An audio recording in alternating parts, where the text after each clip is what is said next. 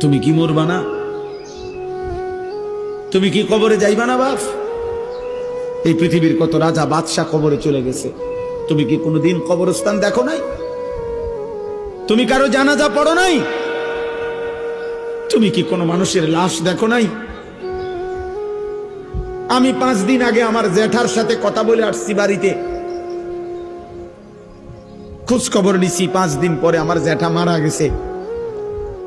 আমি জ্যাঠার দিকে তাকাইয়া বাড়িতে গিয়া দেখছি আমার এই সেই মানুষটা যার সাথে আমি কথা বলছি, উনি নাই, চুপ হয়ে গেছে, হাত নড়ে না, পাও নড়ে না। আমি জানাজা পড়াইছি আমার জ্যাঠার, তো জানাজার আগে আমি আমার জ্যাঠার কবরটা খালি, তখন কবরে রাখে নাই। আমি কবরের দিকে তাকাইয়া অনেকক্ষণ 8-10 মিনিট হইব, আমার বাবার কবরের পাশে আমার জ্যাঠার কবর,